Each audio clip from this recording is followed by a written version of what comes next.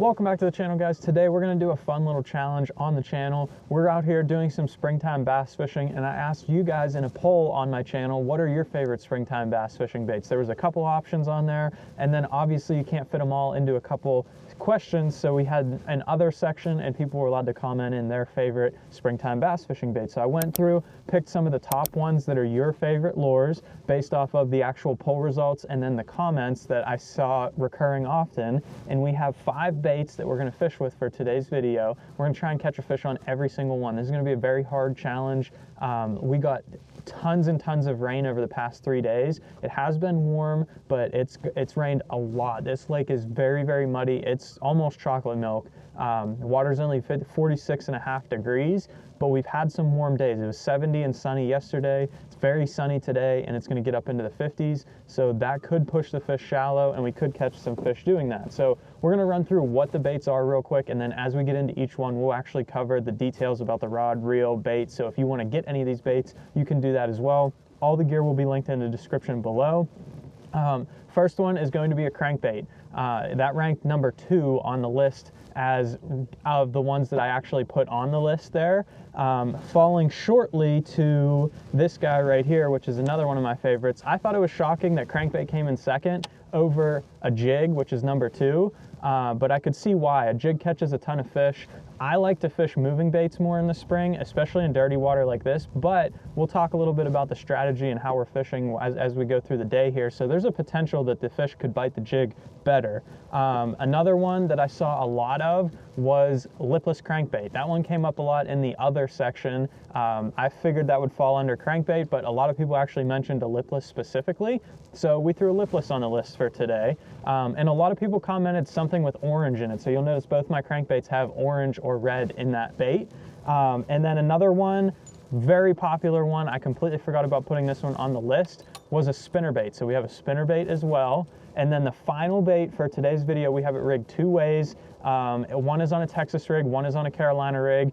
Everyone loved just a soft plastic crawfish. It's not something I ever really throw in the springtime, so it'll be interesting to toss this thing around and see if it actually works. So we have it on our Carolina rig right here, and then we have it on a Texas rig right here. And like I said, we'll talk about that as we go through and fish today's baits. So we'll talk about all the setups. Right now, let's get out there on the water, get to fishing, and see if we can catch us a couple.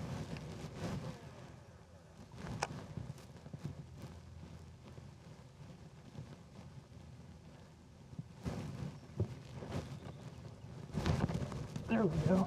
Literally first change with that. That's crazy. That is crazy. Okay. Flip you in the boat. That is bait number 1 done. All right, so we knocked off the crankbait right there. That's the first fish we got of the day. I switched it up. That was my second cast as soon as I changed it. This bait gets a little bit deeper than the square bill that I was throwing, and with the water being up just about a foot, I figured my bait wasn't hitting the bottom. Switched it up to this flat side Finesse F4 boiled crawfish color from 6 cents. And we got us one right off the bat. Not a big one by any means, but if we can go ahead and knock one off the list, I'm happy for it. And they're not cooperating very well today, so we're gonna see if we can get 4 more here on the other 4 baits. We're gonna get back to it. See you, buddy.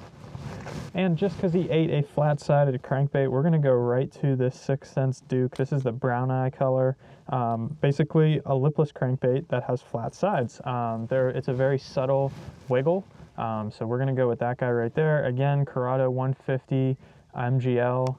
That's my bait caster of choice here. We're gonna get this dialed in so we don't blow our reel up.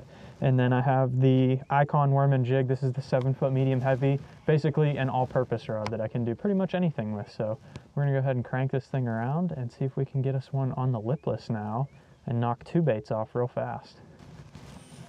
All right, so we're gonna switch over to the jig here after I get this backlash out. So we're switching over to the jig here because there's a bunch of laydown wood coming up around the bend here. And I think if I can put this jig literally right next to a piece of wood and fish it real slow in there, we might be able to get us a bite. I'm hoping they're not just on that square bill only bite, but we'll see.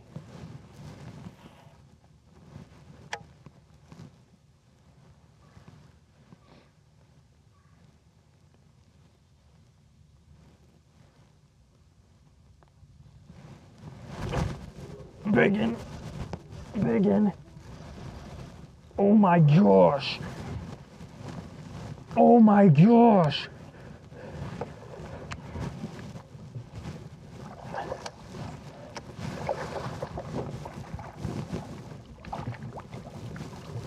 Oh.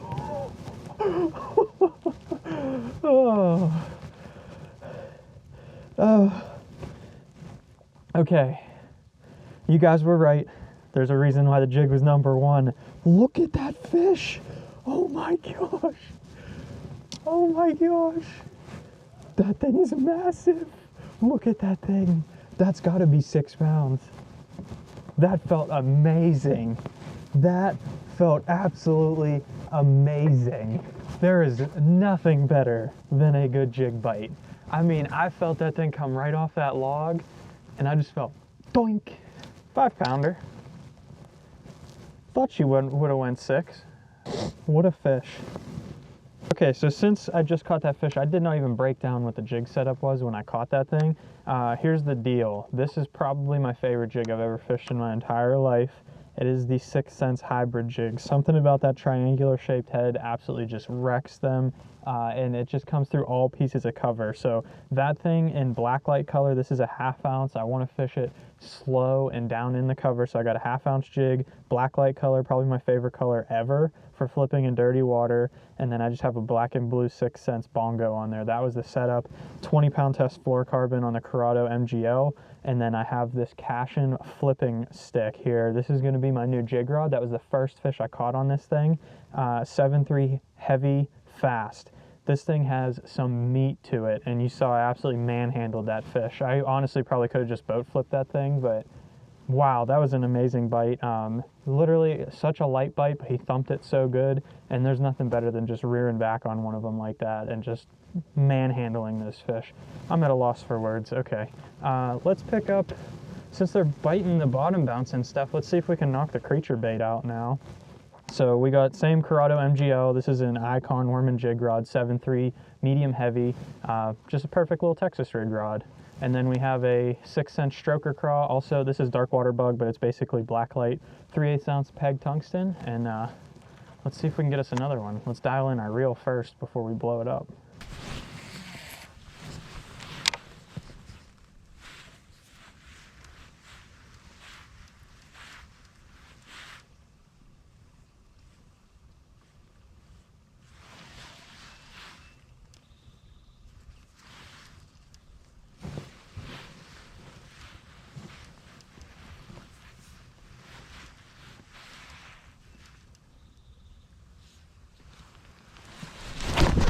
There's one. There we go. Knew that log was going to have a fish there. That was on the old Texas rig. I've actually never, geez, he ate that thing so good. I've actually never fished a Texas rig just for pre-spawn bass, just like pitching it around. I've done it for like bush flipping once they're either really pre-spawn or they're spawning and you're trying to catch them doing that, but I've never really just like fished around with a Texas rig and just kind of tossed it around for spawn or pre-spawn bass. That thing is fat. Look at that thing. He's eating up, getting ready to do some spawning. That's probably a small little male. We're gonna go ahead and let him go, and then we're gonna get back to it. So, see you, buddy. Bye. So the good news is the fish have started biting. Water is up to 49 degrees back here, so it's 3 degrees warmer back here than it is out on the main lake, which means that's why the fish are here. It is amazing in the springtime how much just a degree or two of water difference can make. Bad news, we're out of bottom bouncing baits, so we just caught 2 keepers on bottom bouncing baits on the jig and on the craw, but the challenge is to catch fish on every bait. So we got the crankbait done. Problem is we got the 2 hardest ones left, in my opinion, for what the conditions we have are. So I got this spinnerbait we're going to throw around a little bit. Hopefully we can get one on spinnerbait. The trap we're going to save for when we get back here. There's a big flat beyond this buoy, and it has some grass with a little creek channel in it. I think if we just fan cast around back there, we might be able to get one on that trap, since they will eat the crankbait. It might not be a big one, but we're definitely going to catch a fish on that one. I think that one's a little bit easier, but with all these lay down logs and these fish starting to bite, I think I'm gonna give this spinnerbait a shot. They seem to be tucked really tight to cover, so maybe if I can make the perfect roll cast with this spinnerbait and just reel it nice and slow down the log, I might be able to get one to bite this thing. I knew this one was going to be the biggest challenge coming out here today. I really do not catch a lot of fish on spinnerbaits on this lake, mostly because they eat shad, or they eat crappies and bluegills. There are no shad in this lake, actually, so it's going to be hard to catch a fish on a bait that imitates shad when there's no shad. The nice thing is a spinnerbait can imitate anything, so realistically this could imitate a crappie, which there are a ton of back here. I'm seeing them on my live scope. But crappies are silver and white, and maybe that'll imitate them, so let's toss this thing around and see if we can get us one. I think if we fish it real slow next to these laydowns, we might be able to pop one here on this spinnerbait. Well, unfortunately, that's going to do it for today's video. We only ended up getting 3 of the fish on the 5 baits. The water is just way too dirty for the spinnerbait. I know it's a good dirty water bait, but this lake, it just really, they don't bite it well to begin with. So adding in that dirty water did not help. And then the lipless didn't really work out because the grass hasn't grown up enough yet to get that lipless bite going up on that flat. But we were able to get that giant on the jig and that one nice keeper on the flipping craw, and then we caught one on the square bill too. So had a good day overall. If you want to see another video on what you should be doing in the springtime to catch more fish, go ahead and check this video out right here. Also, I did notice that a lot of the comments were smallmouth focused baits, like a jerkbait, a finesse swim bait, stuff like that. Those are some of my favorite baits as well. So if you'd like to see me do this same video but for smallmouth,